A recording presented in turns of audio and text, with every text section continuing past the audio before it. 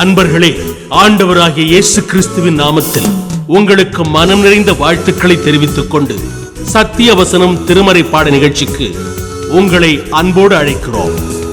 சத்திய வசனம், இது தேவனின் வசனம். நாம் சோர்ந்து போகையில் கரம் கொடுக்கும் நம் தேவனின் வசனம், நம் தேவனின் வசனம்.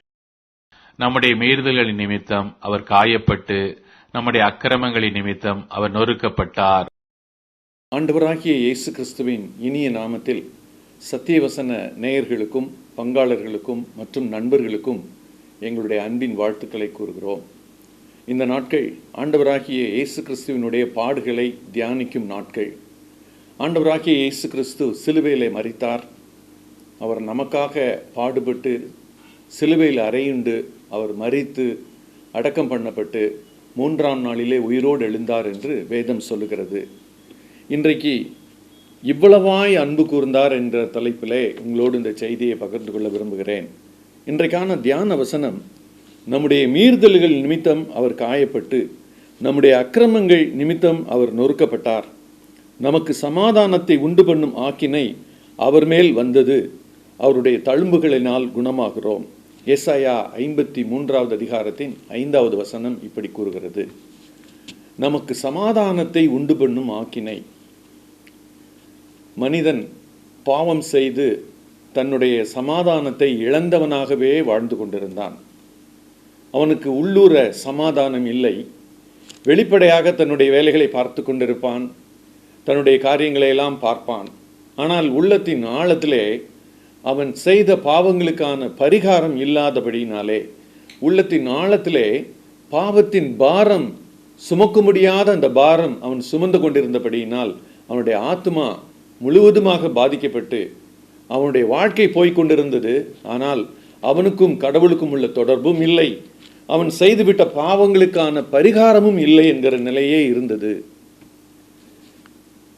இயேசு கிறிஸ்து இப்படிப்பட்ட சூழ்நிலையில் நம் எல்லாருடைய பாவங்களுக்காகவும் அவர் சிலுவையை ஏற்கிறார். பிதாவாகிய தேவன் இயேசுவை, தன்னுடைய சொந்த குமாரனை நம் எல்லாருக்காகவும் அவர் கொடுக்கிறார். கொடுக்கிறது மாத்திரமல்ல, கொடுத்து இவ்வளவாய் அன்பு கூர்ந்தார் என்று சொல்லி வேதத்திலே யோவான் 3:16 வாசிக்கிறோம். இவ்வளவாய் அன்பு கூர்ந்தார் என்பதற்கு ஒரு பெரிய அளவீடே நாம் சொல்ல முடியாத அளவுக்கு என்று கூட நாம் சொல்லலாம். இயேசு கிறிஸ்து ஏன் இப்படி பாடுபட்டு மரிக்க வேண்டும்? தேவன் ஏன் தன்னுடைய குமாரனை சிலுவைக்கு ஒப்பு கொடுக்க வேண்டும்? இயேசு கிறிஸ்துவனுடைய மரணத்திற்கும் எனக்கும் என்னதான் தொடர்பு இருக்கிறதா? 2000 ஆண்டுகளுக்கு முன்பே அவர் மரித்தாரே, 2000 ஆண்டுகளுக்கு முன்னதாகவே இந்த சிலுவையின் சம்பவம் நடைபெற்றதே. இன்று சிலுவையில் மரித்தார் என்கிற இந்த வேத வாக்கியமோ, இயேசு கிறிஸ்துவை குறித்த இந்த வார்த்தைகளோ எனக்கு என்ன மாற்றத்தை கொண்டு வரப்போகிறது, எனக்கு என்ன நன்மையை கொண்டு வரப்போகிறது என்று சொல்லி அநேக நேரங்களிலே யோசிப்போம். இயேசு கிறிஸ்துவனுடைய சிலுவை மிக முக்கியமான சரித்திர நிகழ்வு. இயேசு கிறிஸ்து சரித்திரத்தை 2ஆக பிரிக்கிறவர். கிறிஸ்துவுக்கு முன், கிறிஸ்துவுக்கு பின் என்று சொல்லி நாம் சொல்லுகிறோம். இயேசு கிறிஸ்து இங்கே வந்ததும், பூமியிலே வந்ததும், வாழ்ந்ததும், மரித்ததும், உயிரோடு எழுந்ததும் மிக துல்லியமாக குறிப்புகளாக வேதாகமத்திலே நாம் படிக்கிறோம். உலக சரித்திரமும் இயேசு கிறிஸ்துவை மையமாக வைத்து தான் 2ஆக பிரிகிறது. கிறிஸ்துவுக்கு முன் உள்ள நாட்கள், கிறிஸ்துவுக்கு பின் உள்ள நாட்கள் என்று சொல்லி. இந்த சூழ்நிலையிலே இயேசு கிறிஸ்து இப்படி மரிப்பதற்கான காரணம் என்ன? இயேசு கிறிஸ்து இப்படி மரிப்பதற்கான காரணத்தை 3 குறிப்புகள் வாயிலாக உங்களோடு கூட நான் பகிர்ந்து கொள்ள விரும்புகிறேன். அன்பு என்ன என்று சொல்லி விளங்க பண்ணுவதற்காக, அன்பை நிரூபிப்பதற்காக இயேசு கிறிஸ்து சிலுவையிலே மரிக்கிறார். அன்பு கூறுகிறேன் என்று வார்த்தையினால் சொல்லிக் கொண்டிருப்பது எளிது. ஆனால் அன்புக்காக, அந்த அன்பு என் உள்ளத்தில் இருக்கிறது, அந்த அன்பு உனக்கு நான் கொடுக்க விரும்புகிறேன் என்று சொல்லி அதற்காக ஒரு செயலை செய்வது கடினம். அதுவும் நல்லவனுக்காக ஒருவன் நல்லவன் மரிக்க துணிவான். ஆனால் நாம் பாவிகளாய் இருக்கையில் கிறிஸ்து நமக்காக மரித்தார் என்று சொல்லி வேதம் கூறுகிறது. இயேசு கிறிஸ்து தன்னுடைய அன்பை வெளிப்படுத்துவதற்கு சிலுவையிலே தன்னைத்தானே கொடுக்கிறார். சிலுவை காட்சியை நினைத்து பார்க்கும்போது அநேகர் அழுவதுண்டு, அநேகர் வேதனைப்படுவதுண்டு, துக்கப்படுவதுண்டு. இதெல்லாம் ஒரு புறம் நமக்கு ஏற்படுவது இயல்பு என்று எடுத்துக்கொண்டாலும், இந்த சிலுவையின் ஒவ்வொரு நிகழ்வும் அதனுடைய பின்னணியிலே ஒன்றை உறக்கச் சொல்லுகிறது. அது என்ன? தேவன் தன்னுடைய அன்பை, மனிதர்கள் மீது தான் வைத்திருக்கக்கூடிய அன்பை வெளிப்படுத்தவும் நிரூபிக்கவும் தான் அவர் சிலுவையை ஏற்றுக்கொண்டு சிலுவை மரணத்தை அவர் ஏற்றுக்கொள்கிறார். ஏனென்றால் அங்கேயே சில வாய்ப்புகளை மற்றவர்கள் கூறுகிறார்கள். மத்தேயு 27:40 நீங்கள் வாசிப்பீர்களானால் சுற்றி இருந்த கூட்டம் என்ன சொல்கிறார்கள்? நீ தேவனுடைய குமாரனே ஆனால் சிலுவையிலிருந்து இறங்கி வா. மத்தேயு 26:53 தேவதூதர்களை அனுப்ப சொல்லி, ஒரு பெரிய படையை அனுப்ப சொல்லி இயேசு கேட்பாரானால் பிதா உடனே அனுப்பி விடுவாரே. இதெல்லாம் இயேசு கிறிஸ்து தன்னுடைய வல்லமையை ஒரு நிரூபிக்கக்கூடிய வார்த்தைகளாகவே மற்றவர்கள் கேட்டார்கள். ஆனால் இயேசு கிறிஸ்து தன்னுடைய அன்பை நிரூபிக்கிறதற்காக கல்வாரிக்கு போகிறார். மற்ற காரியங்களை எல்லாம் அவர் இதுவரைக்கும் உலகத்தில் நிரூபிச்சிட்டார். அவர் வல்லமை உள்ளவர் என்பதை நிரூபித்திருக்கிறார். எத்தனையோ அற்புதங்களை செய்யும்போது அவர் வல்லமை உள்ளவராகவே நிரூபித்திருக்கிறார். ஆனால் சிலுவை என்று வரும்போது அந்த சிலுவையிலே தன்னுடைய அன்பைத்தான் அவர் நிரூபிக்க முன் வருகிறார். தன் அன்பு விளங்க வேண்டும். நான் மனித குலத்தையே நேசிக்கிறேன், இந்த உலகில் பிறந்த ஒவ்வொரு மனிதனையும் நேசிக்கிறேன், அவன் பாவத்தில் அமிழ்ந்து போவது எனக்கு இஷ்டமில்லை, அவன் துக்கத்தில் அமிழ்ந்து போவது இஷ்டமில்லை, அவனுடைய பாவத்துக்கான பரிகாரத்தை நான் சிலுவையிலே கொடுக்க விரும்புகிறேன். ஏன் கொடுக்க விரும்புகிறார் இயேசு கிறிஸ்து? நம் ஒவ்வொருவர் மீதும் அவர் வைத்த அன்பின் நிமித்தமாக. இன்று அன்பு பல விதங்களிலே சொல்லப்படுகிறது. ஆனால் தியாகமுள்ள அன்புக்கு என்றைக்குமே ஒரு மதிப்பு உண்டு. தியாகம் இல்லாத, கஷ்டமில்லாத அன்பு என்பது யாரும் செலுத்தலாம், யாரும் அந்த அன்புக்கு அந்த அன்பை பெற்றுக்கொள்ளலாம், மற்றவர்களுக்கு கொடுக்கலாம். ஆனால் கடினமான ஒன்றை செய்து அன்பை நிரூபித்தல் என்பது வேதத்தில் மாத்திரம், அதுவும் இயேசு கிறிஸ்துவின் மாத்திரம்தான் நம்ம பார்க்க முடியும். வேற எங்கேயும் நம்ம பார்க்க முடியாது. அவர் பரிசுத்தர், அவரிடத்தில் பாவம் இல்லை. ஆனால் பாவம் செய்துவிட்ட மனிதன் பாவத்தை சுமக்கிறானே, இவனை நான் நேசிக்கிறேனே, என்னுடைய அன்பை எப்படி நான் தெரியப்படுத்தலாம்? இந்த உணர்வோடு அவர் என்ன செய்கிறார்? சிலுவைக்கு தைரியமாக செல்கிறார்.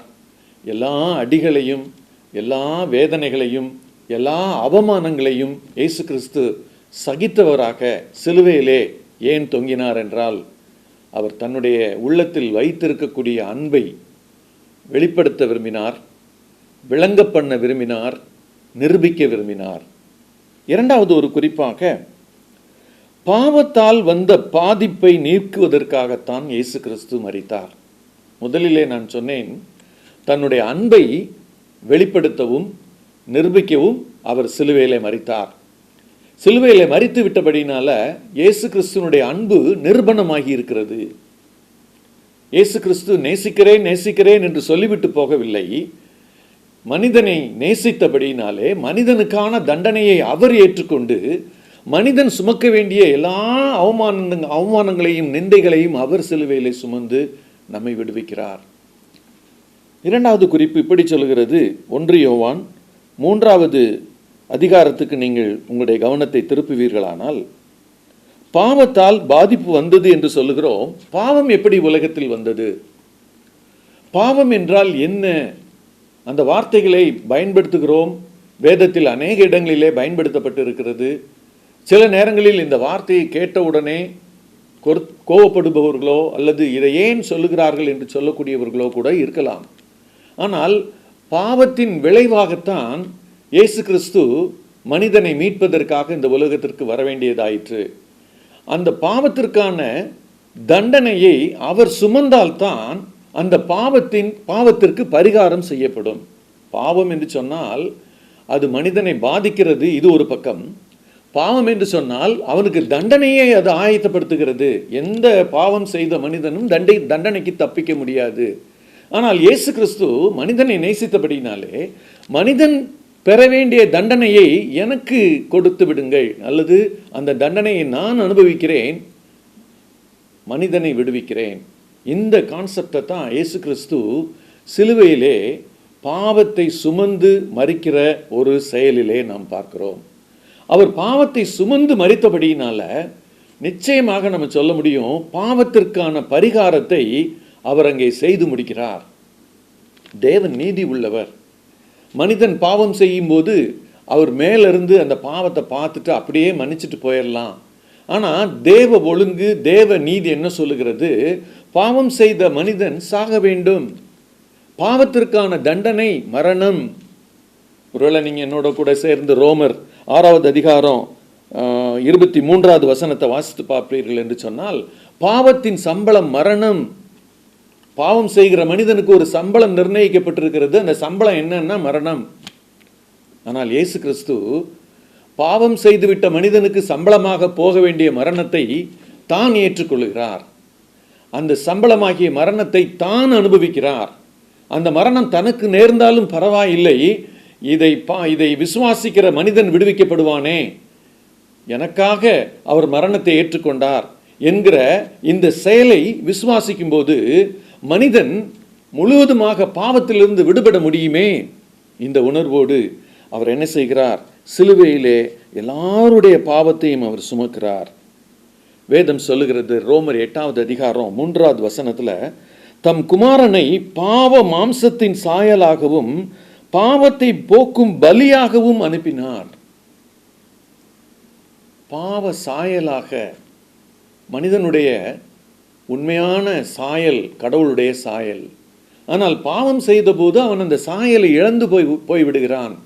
இழந்து போன அந்த சாயலை மீண்டும் அவனுக்கு பெற்று தர வேண்டுமானால் அவனுக்கான தண்டனையை கண்டிப்பாக யாராவது ஒருவர் ஏற்றுக்கொள்ள வேண்டும். பாவத்திற்கான சம்பளம் யார் மீதாவது வைக்கப்பட வேண்டும். இவர்கள் செய்த பாவங்கள் ஒவ்வொன்றுக்குமான விளைவை ஒருவர் அனுபவிக்க வேண்டும். இது ஒரு ஒழுங்கு. ஆண்டவர் இந்த ஒழுங்கை தேவன் மீறாதவர். பாவத்திற்கான தண்டனை, பாவத்திற்கான விளைவு என்று ஒன்றை ஏற்படுத்தி இருப்பாரானால் அதை விடுவிப்பதற்கு அவரே முன் வருகிறார். ஆகையினால தான் தன் சொந்த குமாரன் என்றும் பாராமல் அவரை இந்த உலகத்திற்கு அனுப்பினது மாத்திரமல்ல, சிலுவையிலே ஒப்பு கொடுத்து விடுகிறார். சிலுவையிலே அவர் சுமக்கும் போது, அல்லது சிலுவையிலே அவர் தொங்கும் போது, சிலுவையிலே ரத்தம் வழியும் போது, எல்லா விதமான துன்பங்களையும் அவர் அனுபவிக்கும் போது பிதாவானவர் அதை அமைதியாக பார்த்து கொண்டிருக்கிறார். சொந்த குமாரனை யாராவது சாவதற்கு பலியாக ஒப்பு கொடுத்து விட்டு பார்த்து கொண்டிருப்பார்களா? நிச்சயம் யாரும் பார்த்து கொண்டிருக்க மாட்டார்கள். அவர்களுடைய நெஞ்சு துடிக்கும். என் பிள்ளை சாகிறானே, என் பிள்ளை இவ்வளோ கஷ்டத்தை அனுபவிக்கிறானே என்று சொல்லி அவர்கள் உள்ளம் துடிக்கும். ஆனால் பிதாவானவர் சிலுவையிலே ஒப்பு கொடுக்கிறார். மனதில் யார் வருகிறார்கள் என்று சொன்னால், பாவம் செய்த மனிதர்கள். இவர்கள் அத்தனை பேரையும் விடுவிக்க வேண்டுமானால் என் சொந்த குமாரனை பாவ நிவாரண பலியாக நான் சிலுவையிலே ஒப்பு கொடுக்க வேண்டும். அந்த நேரத்தில் எந்த உதவியும் நான் குமாரனாகிய கிறிஸ்துவுக்கு செய்யக்கூடாது. பாருங்கள், அதனால தான் அவர் சிலுவையில் என் தேவனே ஏன் என்னை கைவிட்டீர் என்று சொல்லி அவர் கதறும் குரல் எல்லா இடங்களிலும் ஒலித்தது. ஆனால் பரலோகத்தில் தேவன் அதை அமைதியாக பார்த்து கொண்டிருந்தார். ஏனென்று தெரியுமா? நீங்களும் நானும் கைவிடப்படக்கூடாது. நீங்களும் நானும் கைவிடப்படுகிற சூழ்நிலையிலே கை தூக்கி விடுவதற்கு ஒருவர் வேண்டும். ஆகையினாலே இயேசு கிறிஸ்து இந்த சிலுவையிலே எல்லாவற்றையும் சுமந்து தீர்ப்பாரானால் பாவத்திற்கு ஒரு முடிவு கட்டப்படும். செய்துவிட்ட பாவத்திற்கு ஒரு மன்னிப்பு கிடைக்கும். இத்தனையும் பிதாவானவர் நிறைவேற்றும்படியாகத்தான் இயேசு கிறிஸ்துவை பாவ நிவாரண பலியாக சிலுவையிலே ஒப்பு கொடுக்கிறார். அதனால தான் யோவான் 1ஆம் அதிகாரத்தில் நீங்கள் வாசிப்பீர்களானால் அங்கே இயேசு கிறிஸ்துவை அறிமுகப்படுத்தும் போது அவர் சொல்லுவார், உலகத்தின் பாவத்தை சுமந்து தீர்க்கிற தேவ ஆட்டுக்குட்டி என்று சொல்லுவார். அப்படியானால் உலகத்தில் எந்த மனிதனும் யாராக இருந்தாலும் அவன் செய்துவிட்ட பாவத்திற்கு அந்த பாவம் தீர்வதற்கு ஒரு வழி இருக்குமா? அப்படி ஒரு கேள்வியை கேட்டாங்கன்னா வழி இருக்குது. இயேசு கிறிஸ்து அந்த பாவத்திற்கான தண்டனையை அவர் ஏற்றுக்கொண்டு அந்த பாவத்திற்கான எல்லா விதமான பின் விளைவுகளையும் அவர் ஏற்றுக்கொண்டு இந்த மனிதன் அடைய வேண்டிய தண்டனையை அவர் அடைகிறார். மூன்றாவது குறிப்பாக, தேவனுடைய அன்பும் அவர் தரும் மன்னிப்பு கிடைப்பதற்காக இயேசு கிறிஸ்து சிலுவையிலே மரிக்கிறார். இயேசு கிறிஸ்து சிலுவையிலே மரிப்பதற்கு தேவனுடைய அன்பை அவர் நிரூபிப்பதற்காக மரித்தார். இங்கே நாம் பார்க்கிறோம், தேவ அன்பு ஒவ்வொரு மனிதனுக்கும் கிடைக்கணும், கடவுள் தரும் மன்னிப்பு ஒவ்வொருவனுக்கும் கிடைக்கணும், ஒவ்வொரு மனிதனுக்கும் கிடைக்க வேண்டும். அப்படியானால் அவனுக்கும் மனிதனுக்கும் கடவுளுக்கும் இருக்கிற தொடர்பு அருந்த நிலை, ஒரு பிரிவினையான சுவர். அதை வேதம் இப்படி சொல்லுகிறது. ஏசாயா 59வது அதிகாரம் 2வது வசனத்துல, உங்கள் அக்கிரமங்களே உங்களுக்கும் உங்கள் தேவனுக்கும் நடுவாக பிரிவினை உண்டாக்குகிறது, உங்கள் பாவங்களே அவர் உங்களுக்கு செவி கொடாதபடிக்கு அவருடைய முகத்தை மறைக்கிறது. மனிதன் கடவுளுடைய முகத்தை பார்க்க முடியாதவனா இருந்தான். பாவம் செய்து விட்டபடியினாலே ஒன்றும் செய்ய முடியவில்லை. ஆனால் தேவன் என்ன செய்கிறார்? இப்படிப்பட்ட மனிதனுக்கு அன்பு தர வேண்டும், என்னுடைய அன்பு அவனுக்கு போய் சேர வேண்டும், நான் தரும் மன்னிப்பு அவனுக்கு போய் சேர வேண்டும். ஒரே வழி அதை செய்வதற்கு, தேவ சமாதானம் மனிதனுக்கு கிடைக்கணும். அதுக்கு இயேசு கிறிஸ்து பலியாக வேண்டும். அவர் பலியாகும் போதுதான் தேவனோடு இருந்த அந்த கோபாக்கினை, தேவனுக்கும் மனிதனுக்கும் இருந்த அந்த பிரிவு, தேவனுடைய கோபம் பாவம் செய்து விட்டதனால் மனிதன் மேல் இருந்ததே, அந்த கோபம் நீங்க வேண்டும் என்று சொன்னால், அதை நீக்குவதற்கு இடையிலே தேவகுமாரன் சிலுவையிலே தன்னையே கொடுத்து தன் இரத்தத்தை அங்கே சிந்த வேண்டும். அந்த இரத்தமானது ஒவ்வொரு மனிதனுக்கும் தேவையான பாவ மன்னிப்பை இன்றைக்கும் தர வல்லது. அதனால்தான் 1 யோவான் 1ஆம் அதிகாரம் 7வது வசனம் இப்படி சொல்லுகிறது, இயேசு கிறிஸ்துவினுடைய இரத்தம் சகல பாவங்களையும் நீக்கி நம்மை சுத்திகரிக்கும் என்று சொல்லி. மனிதன் பாவத்திலிருந்து வெளியே வருவதற்கு இயேசு கிறிஸ்து தண்டனை அனுபவித்தார். தண்டனை அனுபவித்து வெளியே கொண்டு வருகிற மனிதனை சுத்தப்படுத்துவதற்காக, அவனுடைய பாவங்களை விட்டு அவனை தூக்கி எடுப்பதற்காக, அவனை கழுவி எடுப்பதற்காக இயேசு கிறிஸ்து தன்னுடைய கடைசி சொட்டு இரத்தத்தையும் சிலுவையிலே சிந்தி விட்டார்.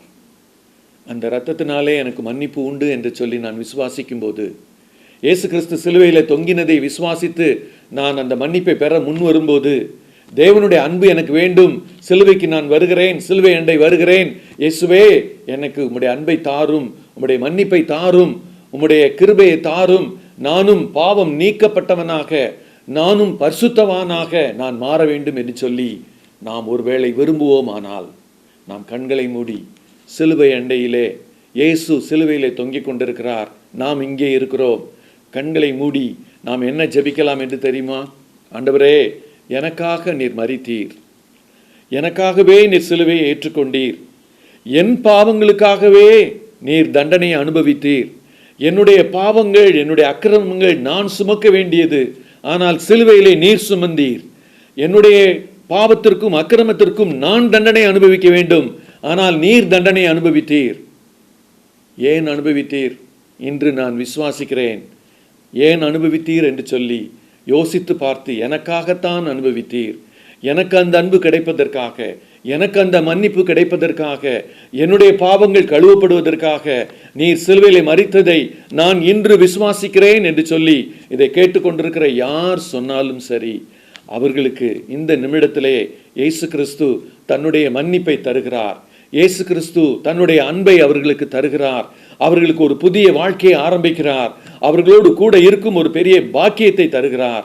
அந்த பாக்கியத்தை இயேசுவே, இதை கேட்டுக்கொண்டிருக்கிற ஆண்டவரே, ஒவ்வொருவருக்கும் நீ தரும்படி நாங்கள் ஜெபிக்கிறோம். ஒவ்வொருவரையும் நீ தொட்டு ஆண்டவரே, யாரெல்லாம் தன்னுடைய பாவத்திற்காகத்தான் இயேசு மரித்தார் என்று விசுவாசிப்பதற்கு முன் வருகிறார்களோ அவர்கள் எல்லாரையும் நீர் அரவணைத்துக் கொள்ளும். அவர்களுடைய உள்ளங்களிலே நீர் வாரும். அவர்களுடைய உள்ளங்களிலே வந்து உம்முடைய பிள்ளைகளாக நீர் அவர்களை மாற்றும்படி ஜெபிக்கிறோம். இந்த வேளையிலும் நன்றியோடு துதிக்கிறோம், ஸ்தோத்திரிக்கிறோம். இரட்சகர் இயேசு கிறிஸ்துவின் இனிய நாமத்தில் ஜெபத்தை ஏறெடுக்கிறோம் எங்கள் ஜீவனுள்ள நல்ல பரம தகப்பனே, ஆமென். இந்த புத்தகம் பற்றிய விபரங்களுக்கு சத்திய வசனம் அலுவலகத்தை தொடர்பு கொள்ளவும்.